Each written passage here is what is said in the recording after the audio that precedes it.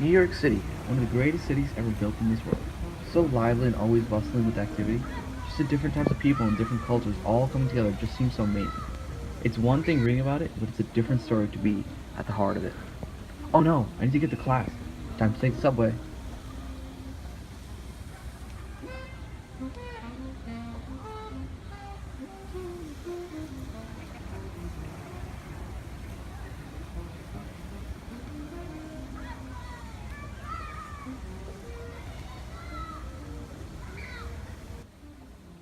NYU, home of the Wilds, or Bobcats.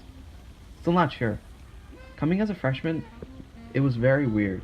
I never expected to be going to NYU, especially since I was like, oh, the city's not for me. Oh, the city's for like all these kids who are so active and everything. But immediately I fell in love with it. Originally, I grew up in a small town approximately 20 miles away on Long Island. Although it doesn't have the same energy as a city, it still is my home and just as amazing. Other than the fact that they are in New York, these two places have nothing in common and are two vastly different worlds. While the city has all this energy and, you know, just a city vibe, my home is a suburbia, and it's a very quiet place with all of the townspeople viewing each other as family. Heck, I can just walk into someone's house and I can just grab a water bottle from their fridge and just sit down and watch TV. Or I can just join a barbecue that's happening in my neighbor's yard. We're a really close knit community and we treat each other that way. Just like these two polar opposite places, there's so much dissonance inside me. I hear one side and it makes perfect sense where they come from, while the other side seems just as correct.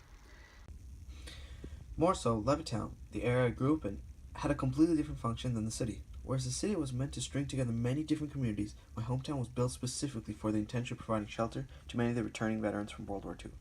Politically, Levittown, much of Long Island, is staunchly Republican, while New York City is mainly Democratic. But the really interesting thing is the view of military, police, and in general, the authority and the power structure surrounding the two places. New York very much shows apathy or tries to fight against the authority, whereas Levittown would always show support, something close to veneration, of its soldiers, no matter what they did, for they're the true patriots that sacrifice for their country. One of the core pillars of our community is the veteran, whether it be at the during the anniversary of 9/11, where we pledge support to our veterans, or during Memorial Day, where we march with them to all the assemblies that we have in school and the recruitment consistently that comes to our school.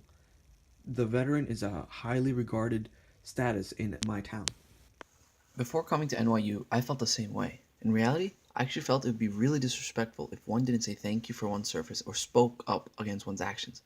Seeing behavior that even slightly deviated from my set standards, such as here at NYU, felt blasphemous. Even the protesting initially felt like it was a way of fighting against our soldiers' sacrifice for our great nation.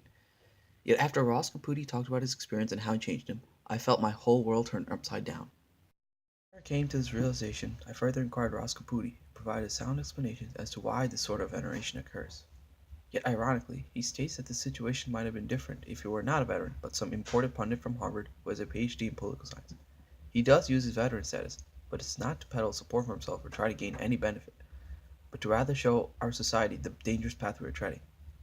He needs to reach this wider audience so that next time a veteran does quote unquote use his status, at least the people will be aware and able to not support policies that might do harm for our country.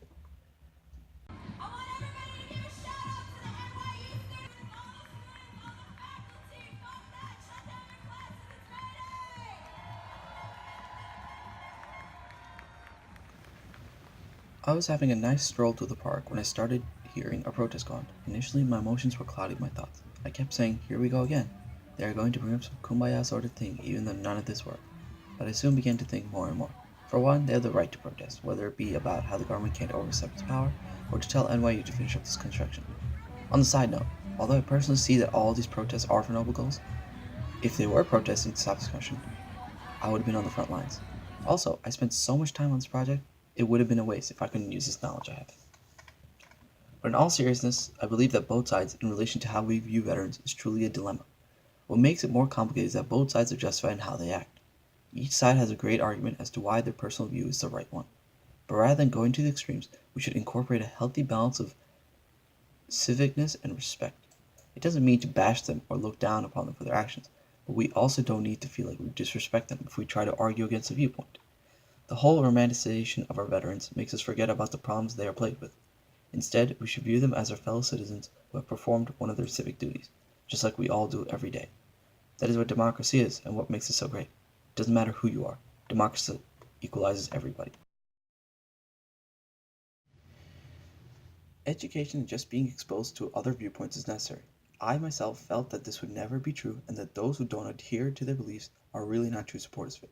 There's also this general fear among both conservatives and liberals that we might lose our identity if we even entertain the other side's argument. For me, who grew up in a town with conservative beliefs, seeing this sort of culture initially made me actually hold on to these conservative values even more. But as time went on, I was able to show more acceptance because I listened to the arguments put forth and the reasoning behind their opinions. Although it's still difficult to completely agree, I am way more tentative and willing to listen.